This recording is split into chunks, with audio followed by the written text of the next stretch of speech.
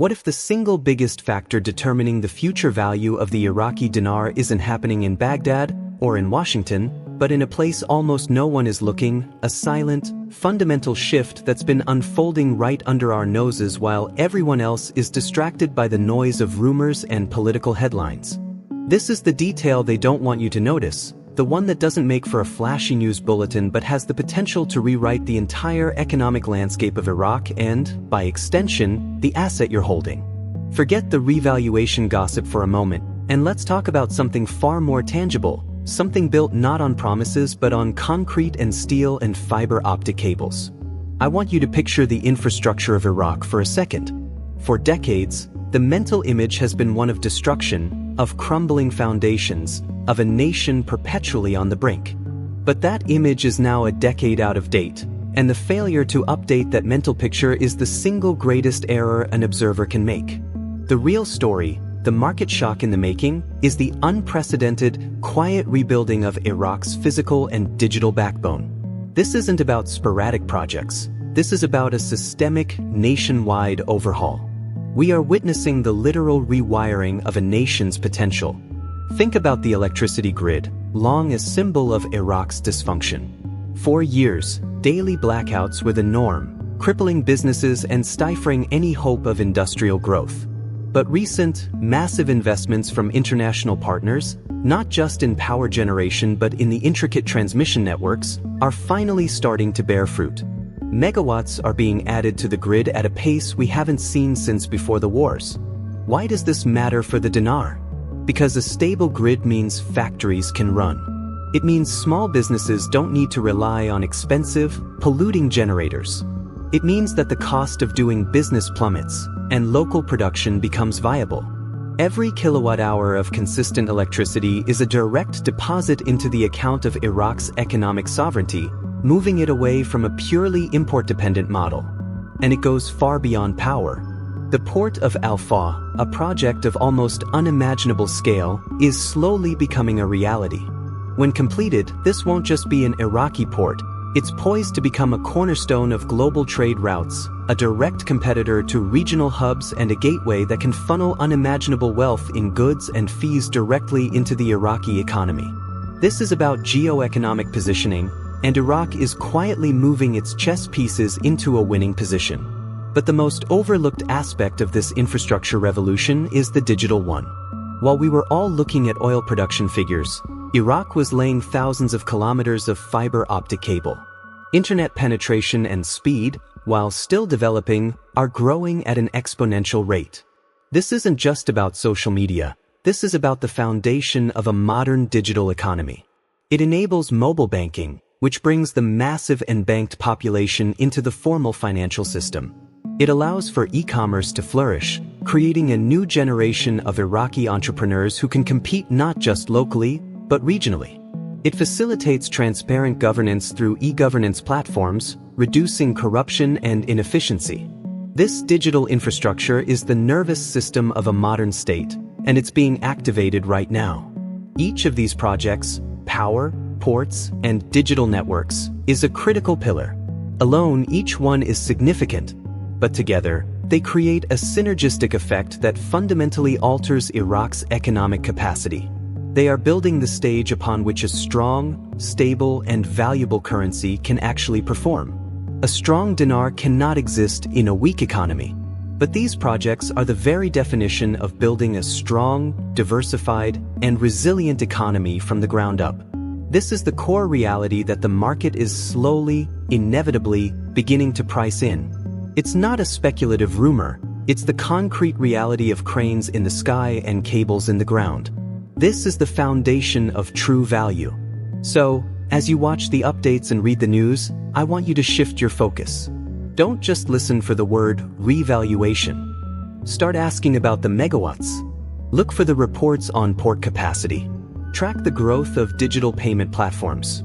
Because the real signal is buried beneath the noise of speculation, and it's telling a much more compelling and stable story about the future of Iraq and its currency. This is the groundwork for a genuine economic transformation, and it's the most important story not being told. Now, let's pull the camera back from the physical construction and look at the financial architecture being built right alongside it. Because a nation's wealth isn't just held in its infrastructure but in the systems that manage and multiply that wealth. This is where the plot thickens considerably, and where another layer of what you're not being told comes sharply into focus. While the ports and power grids form the body of the new Iraqi economy, a quiet revolution is happening within the hallways of the Central Bank of Iraq and the nation's financial institutions, a revolution aimed at nothing less than the total integration of Iraq into the global financial mainstream. The term you need to be paying attention to, the one that should be on everyone's lips but is strangely absent from the mainstream conversation, is financial compliance. For years, the Iraqi banking sector was viewed with deep suspicion by international counterparts, plagued by issues of transparency, outdated systems, and the lingering shadows of money laundering and illicit financing. This created a formidable wall, a financial isolation that acted as a constant drag on the currency's potential. But that wall is being dismantled, brick by bureaucratic brick, and the implications are profound. The Central Bank of Iraq has been engaged in a relentless, multi-year campaign to force the entire domestic banking sector to modernize and comply with international standards, specifically those set by the Society for Worldwide Interbank Financial Telecommunication, or SWIFT, and against money laundering and terrorist financing. This isn't a suggestion, it's a mandate. Banks are being required to install sophisticated electronic platforms that create a transparent, auditable trail for every single transaction. They are being forced to know their customers, to verify the source of funds, and to report any suspicious activity. This has not been a painless process. In fact, it has been internally disruptive, leading to sanctions on non-compliant banks and a significant shakeup within the sector. But this short-term pain is the prerequisite for monumental long-term gain. Why is this so critically important? Because the global financial system is a gated community, and Iraq is currently on the outside looking in. Compliance is the key to the gate. When the international financial community, from correspondent banks in Europe to investment firms in Asia, can trust that transactions originating from Iraq are clean, transparent, and verifiable, the floodgates of legitimate foreign investment will open. This isn't about hot money or speculative cash. This is about the kind of long-term, stable, institutional investment that builds economies, funds for infrastructure projects, capital for corporate expansion, and financing for international trade that doesn't carry a massive risk premium. This direct connection to the global system drastically reduces the friction and cost of doing business with Iraq, making the dinar a more practical and attractive vehicle for international trade. It builds confidence, and in the world of currencies, confidence is everything. It is the invisible substance that gives a piece of paper its value. Furthermore, this internal financial cleanup is intrinsically linked to the relationship with the United States Federal Reserve, which holds Iraq's dollar reserves. The Fed has been a tough but necessary partner, insisting on these very reforms as a condition for continuing to facilitate Iraq's crucial dollar auctions and international settlements. Every step Iraq takes towards transparency is a step towards greater autonomy and a more stable, market-driven exchange rate. This is the unglamorous, technical work that never makes for an exciting headline, but it is arguably more important than any single political announcement. It is the meticulous wiring of a new financial nervous system, one that can handle the massive currents of capital that a resource-rich, strategically located nation like Iraq should rightfully command. They are not just building a currency, they are building the credibility that will allow that currency to be accepted and respected on the world stage without question, without suspicion, and without the massive discounts that come with risk and uncertainty. This is the slow, steady, and unstoppable process of building trust, and it is the absolute bedrock upon which any future revaluation would have to be built. Without this foundation, any change in value would be artificial and unstable. With it, the potential for a genuine, lasting economic renaissance, reflected in a stronger currency, becomes not just a possibility, but a logical, inevitable outcome. So, we have the physical stage being built and the financial wiring being installed. But a stage, no matter how grand, is nothing without a cast and a performance. This brings us to the final and most crucial act of this entire transformation, the human element that ties everything together and creates the kind of sustained economic momentum that truly defines a nation's future. For decades, Iraq's greatest export, beyond its oil, was its human capital, its brightest minds, its most ambitious entrepreneurs, and its most skilled professionals fleeing instability in search of opportunity elsewhere. That brain drain was a silent, slow-motion catastrophe, bleeding the country of its very future. But a reversal is now underway, a quiet repatriation of talent and a burgeoning of homegrown ambition that is perhaps the most potent signal of all. A new generation of Iraqis, both within the country and returning from abroad, is no longer waiting for a political miracle or a magical revaluation to change their fortunes. They are taking matters into their own hands, and they are building a new Iraqi economy from the ground up, one startup, one small business, one export company at a time. This isn't driven by government decree, it's driven by a profound shift in mindset. Access to global information via that new digital infrastructure has shown them what's possible. They see the success stories in neighboring countries, and they are asking, why not here? And they are leveraging the tools of the modern world, e-commerce platforms, social media marketing, digital payment systems, to create businesses that serve not only the local Iraqi market but are now beginning to look outward to the entire region. We are seeing the rise of Iraqi tech startups focusing on logistics and fintech, agribusinesses reviving the nation's fertile heartland, and manufacturing ventures moving beyond basic goods into more complex products. This small and medium enterprise sector is the true engine of job creation and economic diversification in any healthy economy. It moves a nation away from a monolithic reliance on a single resource and builds a resilient, interconnected web of productivity.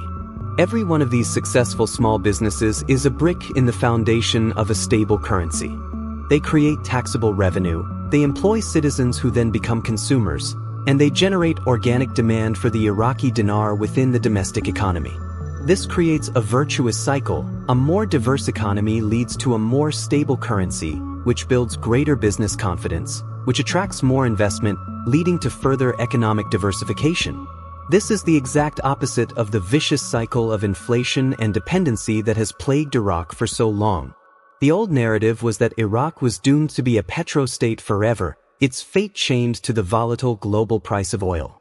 The new narrative, the one you are witnessing today, is that Iraq is slowly but surely developing its own internal economic gravity, a self-sustaining momentum that is not entirely dependent on what happens on the world oil market.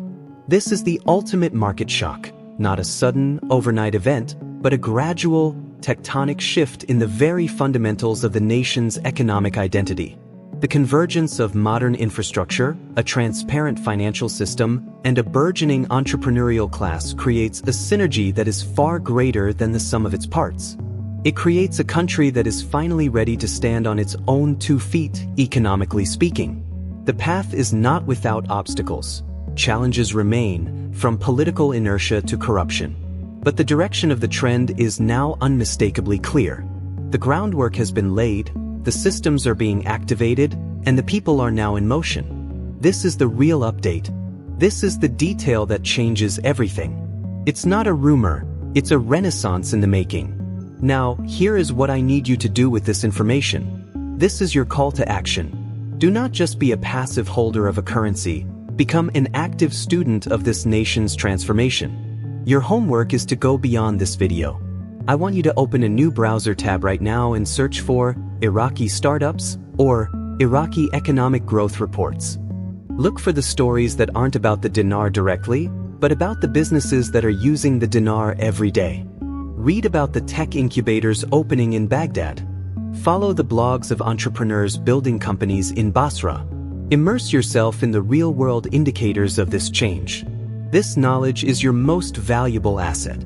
It allows you to see the signal through the noise, to separate hope from substance, and to understand the true timeline of economic progress. This journey is unfolding in real time, and being informed is your greatest advantage. So, go on, do your own research, see the evidence for yourself, and I'll see you in the next update where we'll continue to connect the dots, clearly and logically, one step at a time.